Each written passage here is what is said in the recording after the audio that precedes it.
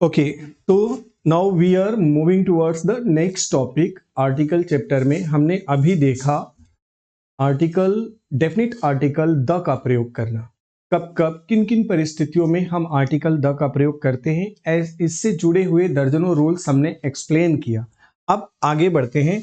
आज अगली स्लाइड में हम आर्टिकल का जो दूसरा पार्ट होता है, जिससे हम इनडेफिनिट आर्टिकल कहेंगे, इसके बारे में हम देखेंगे। इनडेफिनिट आर्टिकल मैंने पहले ही आपको बताया, ए और एन इस परिवार में दो मेंबर हैं और इन दोनों को हिंदी में हम एक से डिनोट करते हैं। ओके स्टूडेंट्स, ध्यान रखेंगे, इनडेफिनिट आर्टिकल ए तथा एन को कहा जाता है और दोनों का हिंदी अर्थ एक होता है। अब क्वेश्चन ये है कि जब ए और एन दोनों का अर्थ एक होता है तो किसी वाक्य में प्रयोग करना हो तो हम किसे करेंगे, कब ए का प्रयोग करेंगे और कब एन का प्रयोग करेंगे। तो ये कला अब हमें यहां सीखना है। सबसे पहले हम ए का प्रयोग देखते हैं।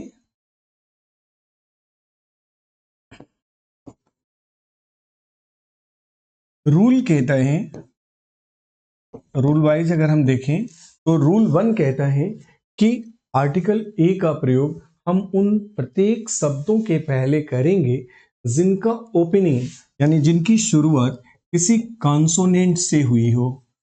अब वॉवेल और कॉन्सोनेंट तो आप जानते ही होंगे, कॉन्सोनेंट से हुई हो, जैसे अ बॉय गर करेंगे, अ गर्ल, अ कैट। देखिए, बॉय का पहला लेटर बी कॉन्सोनेंट होता है, गर्ल का जी और कैट का सी। इनके पहले हम तीनों जगह पे आर्टिकल ए का प्रयोग किए हुए हैं। अब अगर किसी परीक्षा में अ बॉय के जगह एन बॉय दे दे और कहे कि करेक्ट करिए, तो अब आपको पता चल गया है कि क्या करना है। तब आप एन को आप यहां से हटा देंगे, ओके, और अ बॉय का प्रयोग करेंगे, अ गर्ल का करेंगे, a book, a cat, a dog, a horse. ध्यान रखेंगे, जनरल रूल है, ये आर्टिकल का बेसिक रूल है। अब दूसरा ये कंडीशन कहता है इसी से संबंधित कि कुछ ऐसे टर्म्स होंगे, कुछ ऐसे वर्ड्स होंगे जिनकी शुरुआत तो किसी वॉवेल से होगी लेकिन साउंड उनका फोनेटिक कॉन्सोनेंट की तरह होता है, इसलिए उसके पहले हम आर्टिकल ए का ही प्रयोग करेंगे, न कि एन का। ध्यान रखेंगे आप एक मेरी बात कॉमनली कि ये चैप्टर बेसिकली साउंड पे बेस्ड है, साउंड पे बेस्ड है। आइए देखते हैं, जैसे हम एग्जांपल लेते हैं।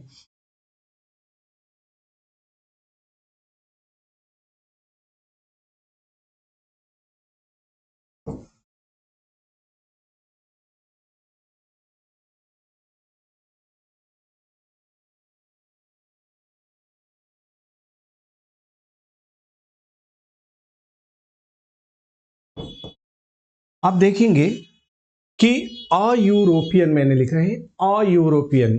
इस शब्द की शुरुआत में आप देखें वॉवेल से हुआ है, ई से। दूसरे वाले में हमने 1 रूपी नोट लिखा है जिसके पहले ओ आता है, और तीसरे यूनिवर्सिटी, इसके पहले यू आया है, और ये तीनों ही लेटर वॉवेल है, लेकिन इनका साउंड ये साइलेंट होते हैं, एक तरह से सेमी साइलेंट बोला जाता है।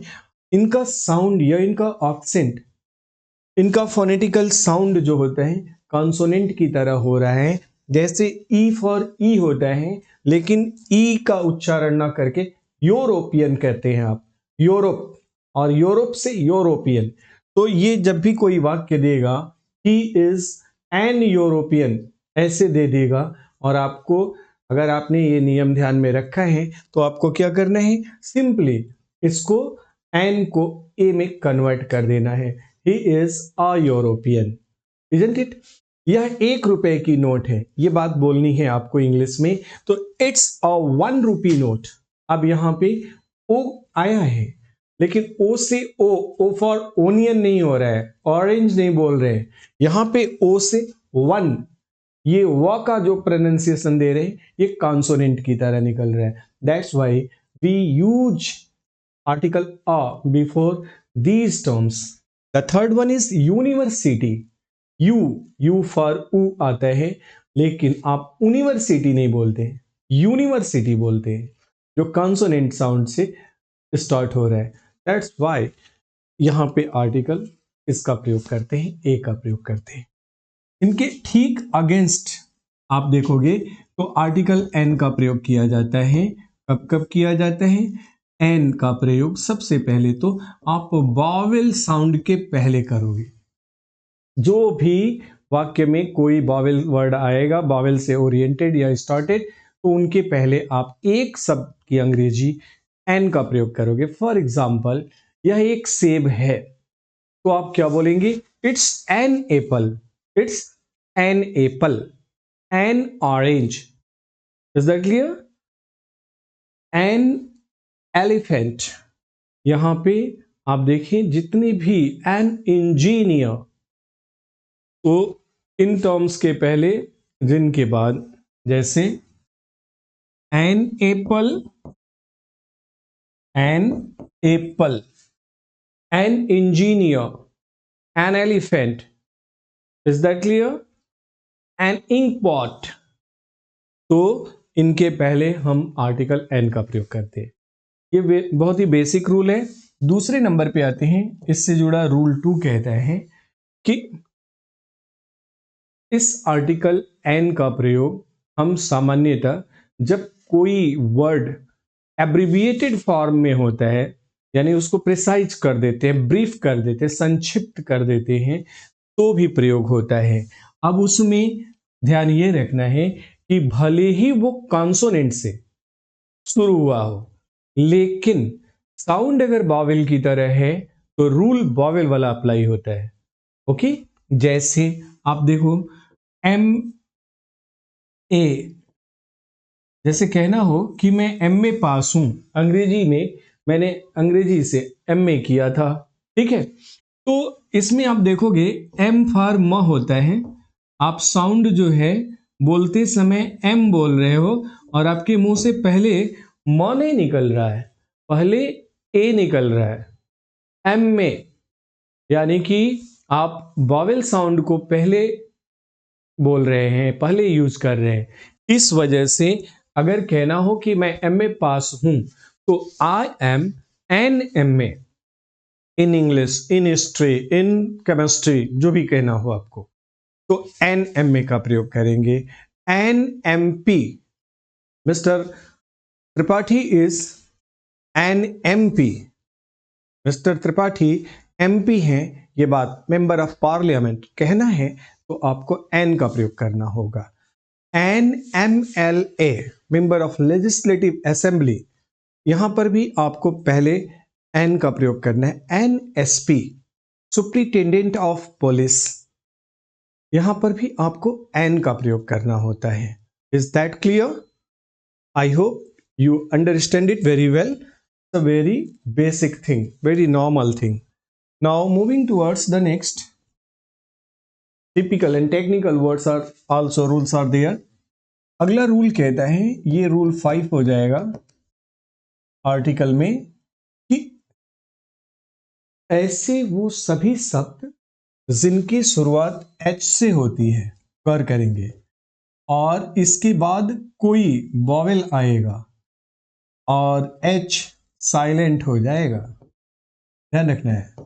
यानी कि एच आया है, एच का हम हिंदी टर्म अगर ले तो एच फॉर ह होता है हिंदी में, लेकिन ह ना बोल के ये लेटर साइलेंट हो जाता है।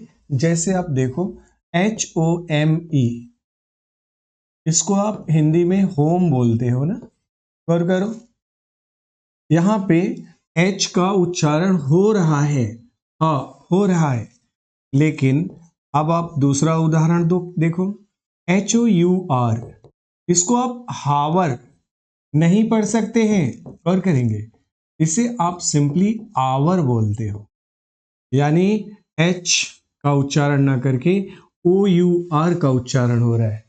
मतलब वे सभी शब्द जो कॉन्सोनेंट से स्टार्टेड होते हैं, बाद में कोई वॉवेल आया है, उस वॉवेल का ही साउंड केवल जहां लिया जाता है और वो शब्द इग्नोर कर दिया जाता है या नहीं यूज किया जाता है, तो उन स्थानों पर आपको आर्टिकल, आमतौर पे एच कॉन्सोनेंट है तो ए लिखने का नियम होना चाहिए, लेकिन नहीं, यहां आप एन का प्रयोग करते हैं।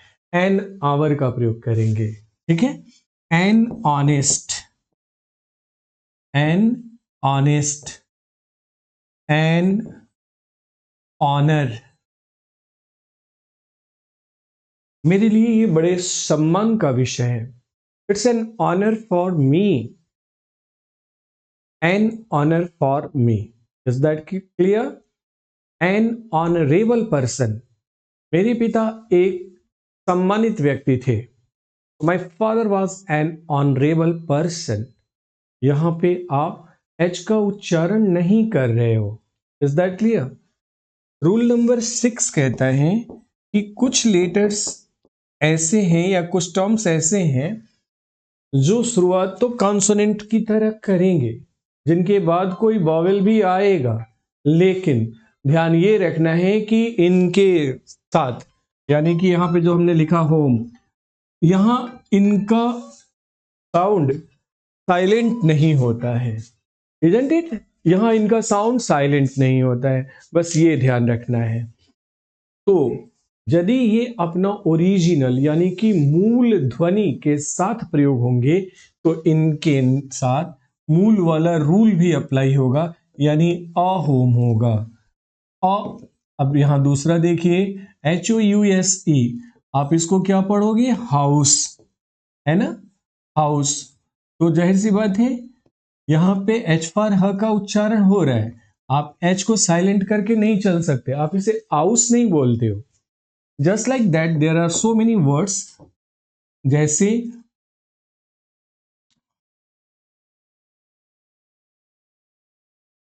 आप देखोगे HORSE, अब यहां पे हॉर्स, तो यहां पर भी आप एच का साउंड यूज कर रहे हैं। तो इन कंडीशंस में आपको देखना है आर्टिकल का प्रयोग ऐसे हम करते हैं। ये बेसिक रूल्स हैं। अभी हम अब आगे कुछ और भी रूल्स इसके देखें। 7वां रूल ये कहता है आर्टिकल में कि यदि किसी वाक्य में एनी, अब एनी का हिंदी तो पता ही होगा, एनी मतलब होता है कोई या किसी। ओके, तो अगर किसी वाक्य में कोई या किसी शब्द आया हो ना, तो एनी को अ से रिप्लेस कर दिया जाता है। क्यों? क्योंकि अ इंडेफिनिट आर्टिकल है, हम इंडेफिनिट पढ़ रहे हैं आज, तो उससे रिप्लेस कर दिया जाता है। जैसे एक छोटा सा एग्जांपल, हम कहें कि किसी राजा की 3 रानियां थीं। हमने इस वाक्य में राजा का नाम नहीं लिया है। Is that definite? क्या राजा का नाम स्पष्ट हो रहा है कि वो राजा कौन था? नहीं ना। अब हम कहें कि दशरथ की 3 रानियां थी, तो इस वाक्य में अब वो राजा कौन था ये डिफाइन हो चुका है। तो पहले वाक्य को ट्रांसलेट करते समय आप कैसे करेंगे? आप ये नहीं बोलेंगे कि any king had 3 queens. No, आपको बोलना है अ किंग हैड 3 क्वींस, किसी राजा की। एनी हैज बीन रिप्लेस्ड, यहां एनी को रिप्लेस कर दिया इंडिफिनिट आर्टिकल ए ने। क्लियर? दूसरा, इसी तरह एक शब्द होता है, अगला रूल है 8वां रूल होगा ये, आपको एक टर्म होता है पर, PER। इसको हम हिंदी में प्रति या प्रत्येक के सेंस में लेते हैं। पर मंथ, जैसे मैं कहूं कि मैं पर मंथ 20,000 रुपए बचाता हूं, पर मंथ 20,000 रुपए बचाता हूं। इस पर को भी जैसे एनी को आर्टिकल ए से, इंडेफिनिट आर्टिकल ए से रिप्लेस कर दिया गया, उसी तरह आप पर को भी आर्टिकल ए से रिप्लेस कर सकते हैं। जैसे आई सेव ₹20,000 a month, अब इसको ग्रामेटिकली पर मंथ ना बोल के आप आज से अ मंथ का प्रयोग कर सकते हैं। मेरे पिता मुझे प्रति माह 10,000 रुपए देते हैं, तो my father gives me ₹10,000 a month बोलेंगे आप, न कि पर मंथ बोलेंगे। क्लियर? इन जगहों पे एक वचन में जातिवाचक संज्ञा से, मतलब जो कॉमन नाउन होते हैं उनके पहले आपको आर्टिकल ए का प्रयोग करने का अधिकार दिया जाता है। जैसे मैं कहूं मेरे पास अंग्रेजी की पुस्तक है, गौर करिएगा, अंग्रेजी की पुस्तक है, मैंने संख्या का बोध नहीं किया कि अंग्रेजी की एक पुस्तक है या 10 पुस्तक है। अब इस वाक्य को लिखना अथवा बोलना हो तो आपको आर्टिकल अ का प्रयोग करने की छूट दी जाती है। I have a book of English, या मेरे हाथ में कलम है, तो आई हैव अ पेन। गौर करेंगे, I have a pain in my hand, ऐसे मैं बोल सकता हूं, ऐसे आप बोल सकते हैं। तो ये आर्टिकल के बेसिक रूल्स होते हैं, आर्टिकल ए और एन से जुड़े हुए जो बेसिक रूल हैं। इसके पहले हमने आपको आर्टिकल द के बेसिक रूल्स से अपडेट किया था। आर्टिकल चैप्टर बेहद सरल और सहज चैप्टर होता है। मैंने बताया भोजन में जो भूमिका साल्ट की होती है, नमक की होती है, वही भूमिका ग्रामर पढ़ने वालों के लिए आर्टिकल की होती है। ये चैप्टर बहुत सरल है, बहुत छोटा है, इसमें आपको छोटे छोटे नियमों का एक पूरा संग्रह तैयार कर लेना है। दर्जनों रूल आर्टिकल द में होते हैं, दर्जनों रूल आर्टिकल ए और एन से होते हैं। बोलचाल में पीछे जो द का हमने बताया आपको एक दर्जन के करीब रूल, उसमें एक रूल जो जनरली लोग पूछते रहते हैं आपसे, द अथवा दी से जुड़ा हुआ होता है। समटाइम्स आर्टिकल द का अपना कोई अर्थ नहीं होता है, मैंने फर्स्ट डे भी इंट्रोड्यूस करते समय आपको बताया था, लेकिन कहीं कहीं इसका अर्थ वह यानी कि दैट के सेंस में किया जाता है।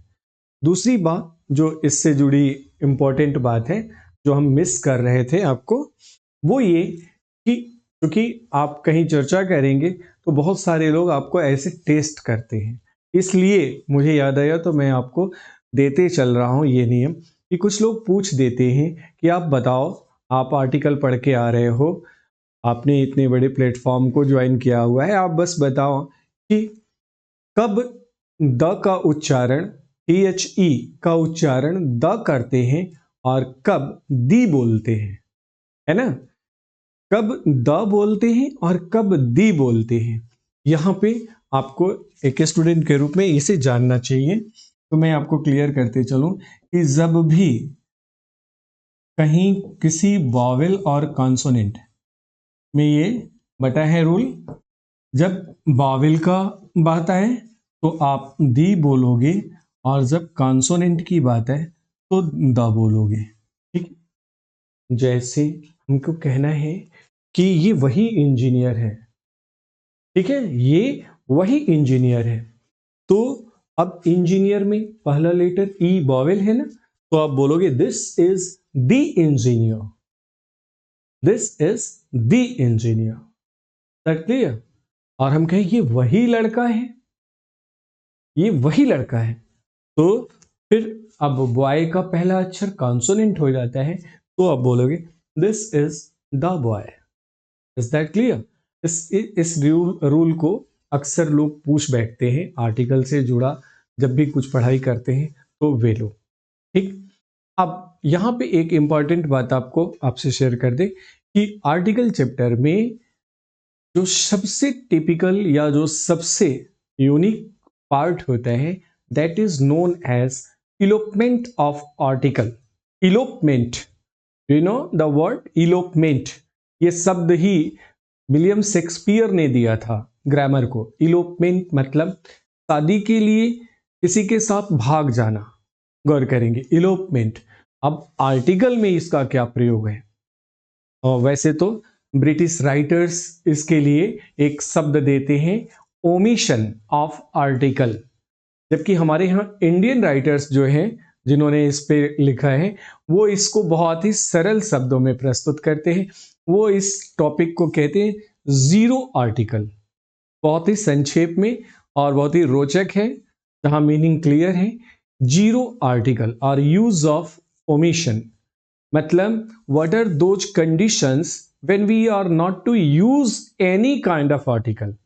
वे कौन कौन सी दशाएं हैं जब हमको आर्टिकल को इलोप कर देना होता है। इलोप मतलब हटा देना होता है, भगा देना होता है, नहीं प्रयोग करना होता है।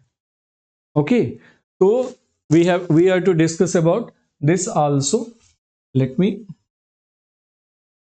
ओमिशन ऑफ आर्टिकल में देखें या जीरो आर्टिकल।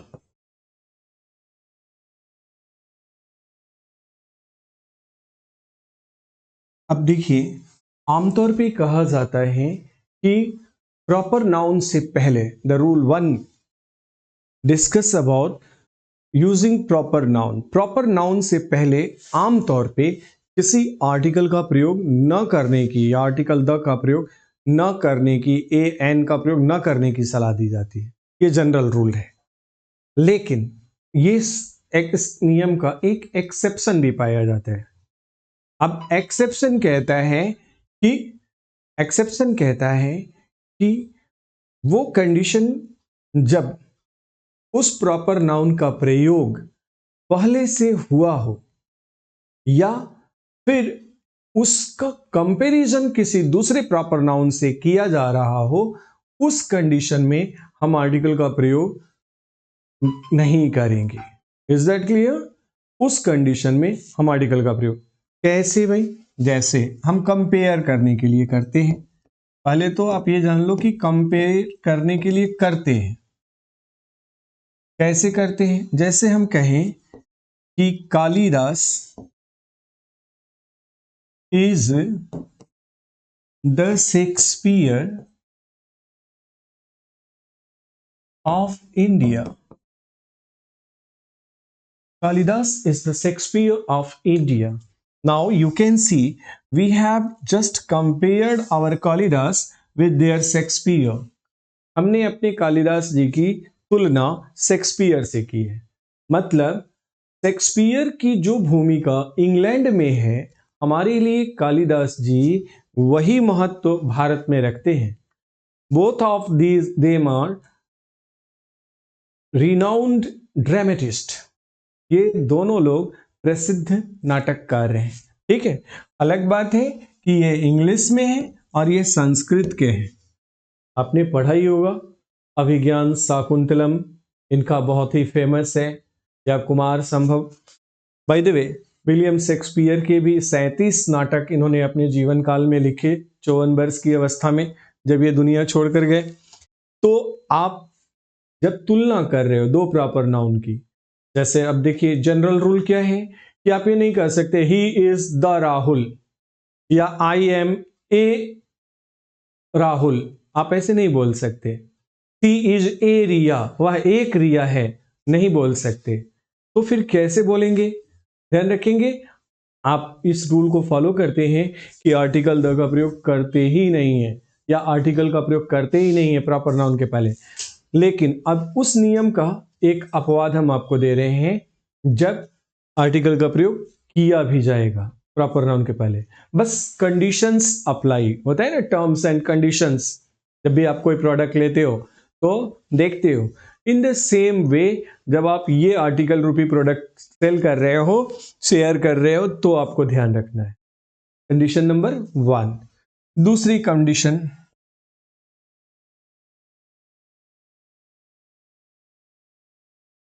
यदि कोई चीज अंडरस्टूड हो, यानी हम किसी तथ्य, किसी ऑब्जेक्ट के बारे में पहले से जानते हो और उसका जिक्र करना हो, दो के बीच में अंडरस्टूड हो, तो उस शब्द को यहां आर्टिकल की मदद से हम बड़े ही खूबसूरत तरीके से प्रस्तुत कर लेते हैं। हमें मतलब उस शब्द का नाम लिए बगैर, जैसे इसे मैं बहुत आसान एक एग्जांपल से समझा सकता हूं। मेरे हाथ में ये कलम है, मैं आपको इस कलम को आज दे दे रहा हूं, ठीक है। आपने मांगा सर मेरी कलम छूट गई है, कृपया अपनी कलम दे दीजिए। मैंने जेब से निकाला, आपको दे दिया, ठीक। आप इस कलम से लिखते हैं और लिख के लेके चले जाते हैं। फिर हम लोग अगले दिन क्लास में मिलते हैं। अब क्लास में जैसे ही आप आए, मैंने आपको देखा और मुझे मेरे कलम की ज़रूरत महसूस हुई, तो मैं आपसे कहूँगा ना कि क्या आप कलम लाए हो? कर करेंगे, क्या आप कलम लाए हो? अब मेरा इशारा क्या है? मैं अपनी दी हुई कलम मांग रहा हूँ, कर करना। मैं आपकी किसी कलम की बात नहीं कह रहा हूँ। इस बात को जब अंग्रेजी में कहना होगा तो मुझे आर्टिकल का प्रयोग करना ही करना होगा। मैं कहूँगा have you brought the pen? क्या आप वो कलम लाए हो जो मैंने आपको दिया था? तभी आप कहोगे यस, ओके। आपने कहा सर आज मैं मूवी देखने जा रहा हूं, कोई मूवी सजेस्ट। मैंने पूछा कौन सी मूवी? सर अभी डिसाइड नहीं किया है, बट अगर आपकी नज़र में कोई मूवी हो तो मतलब मुझसे बताइए, मुझे सजेस्ट करिए। मैंने कहा कि ठीक है जाइए आप और जाके बागबान देख लीजिए, ये बहुत अच्छी मूवी है मेरे हिसाब से। आप चले जाते हो और नेक्स्ट डे आप फिर मुझसे मिलते हो। जब नेक्स्ट डे आप आते हो, ग्रीटिंग्स होती है और फर्स्ट मीटिंग में मैं आपसे पूछता हूं कैसी लगी फिल्म, कैसी लगी फिल्म? तो आप कैसे बताओगे? और मैं कैसे पूछूंगा? आप अपने चार दोस्तों के साथ हो, लेकिन मैंने आपसे आज क्लास में पूछा कि what about the movie, the movie, film वो कैसी लगी? अब आपके सारे दोस्त चकित हैं कि मैं किस मूवी की बात कर गया। मैंने मूवी का नाम नहीं लिया और आप उल्टे बोल रहे हो sir it was a fantastic, fantabulous. गौर करें, बहुत शानदार था, लाजवाब मूवी थी सर। तो मैंने मूवी का नाम नहीं लिया, मैंने ये नहीं कहा कि बागबान कैसी लगी। मैं ये बोलूंगा कि how was the movie, the movie. Is that clear? Because उस मूवी की चर्चा लास्ट डे हमारे और आपके बीच में हो चुका था, इसलिए मुझे मूवी की नाम को रखने की जरूरत अब नहीं है। यही बात आपको समझना है। इसको हम अंडरस्टैंडिंग का रूल कहते हैं, समझने की। दो के बीच में क्या बात हुई है वो हम ही जानेंगे। तीसरा वहां पे है, उसे ये समझ में भी नहीं आएगा कि सर ने कौन सी मूवी का जिक्र किया और ये क्या बोल रहा है हमारे साथ का बंदा। क्लियर हुआ? आई थिंक कि आपको इस रोचक एग्जाम्पल से आर्टिकल द के इस रूल को समझने में मदद मिली होगी। फिर से एक बार देख लें। जैसे हमको अपने यहां हम मुंबई की तुलना करें तो मैनचेस्टर से किया जाता है, ठीक।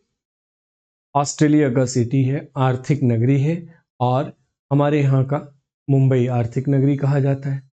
तो Mumbai is the Manchester of India, ये कहना हो Mumbai is the Manchester of India, तो यहाँ पे द मैनचेस्टर आमतौर पे ऐसे प्रयोग करना। आई होप कि अब आपका कॉन्सेप्ट आर्टिकल से जुड़ा काफी कुछ क्लियर हो गया होगा। यदि कोई आपसे आर्टिकल के बेसिक चीजों के बारे में पूछे तो आप उसे बता सकते हैं कि हमारे अंग्रेजी व्याकरण में आर्टिकल यानी कि संज्ञा संकेत यानी कि उपशब्द पर्टिकुलर 3 शब्द हैं जिनको हम उपशब्द कहते हैं। ये कंप्लीट शब्द नहीं है, लेकिन इनके अंदर जैसे आप क्रिकेट या किसी खेल में देखते हैं कि एक कप्तान होता है और उससे थोड़ा सा कम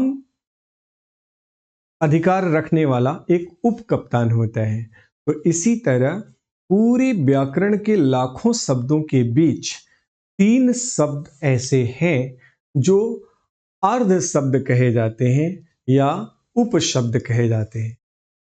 इनका प्रयोग, इनको पूर्ण शब्द का दर्जा देने के लिए इन्हें एनर्जी अलग से देकर बूस्टअप किया जाता है, ठीक। ये साउंड बेस्ड होते हैं। ये टेक्निकल बात है जो जनरली नहीं पाई जाती है। आप ये जान लेंगे कि the entire chapter of article is based on phonetic. ये ध्वनि पर आधारित इनके नियमों को बनाया गया है। यानी कि हम ध्वनि वॉवेल की अथवा साउंड की करते हैं, कॉन्सोनेंट की करते हैं, तो वॉवेल साउंड के पहले आपको आर्टिकल ए का प्रयोग न करके एन का प्रयोग करना है और कॉन्सोनेंट के पहले आर्टिकल ए का प्रयोग करना है। इन नियमों के एक्सेप्शंस भी पाए जाते हैं जो हमने डिस्कस किया आपको सिस्टमेटिकली। एक्सेप्शन 1 में मैंने ये बताया कि आर्टिकल का प्रयोग, आर्टिकल ए का प्रयोग कुछ वॉवेल के पहले भी होता है, और अगले रूल में हमने बताया कि आर्टिकल एन का प्रयोग कुछ कॉन्सोनेंट के पहले भी होता है।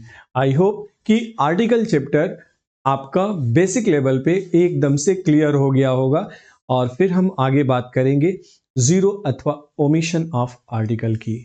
Thank you.